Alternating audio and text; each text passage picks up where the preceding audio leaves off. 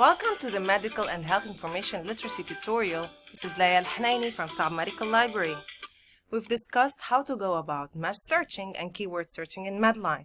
Now, it's time for us to go about exporting the search strategy for us to be able to share it or to come to it later. I can also print, email, and add to my project the results that I got.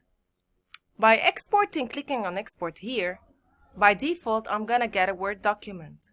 If I don't click the search history, I'm not gonna be able to see the search history for me to replicate. Then, if I click export, I'll be getting the following. I can simply copy and paste again.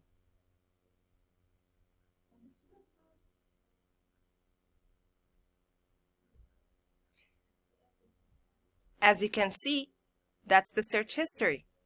If I want to save the search history, I have to create an account the first time, sign up, and then sign in every other time, and go under my workspace, my saved searches and histories. I click here, and then I click save. What about exporting the results? Again, I click export. I can export up to 500 at a time. You can select citation and abstract, and subject heading, or the complete reference. It's your preference. However, you have to come here, select EndNote for a range of 2000 at a time records. Or you can simply go over Medline, select whatever article you find interesting, and then export the results. If you want the abstract to show without you coming in and clicking on the abstract each and every other time, you come here and click Customize Display, and then select Citation, Abstract, and Subject headings.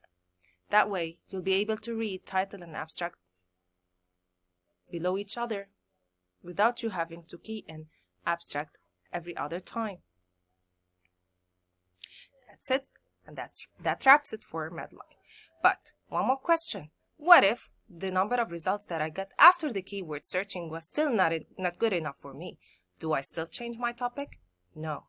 There are other medical databases that might answer my question. Look there.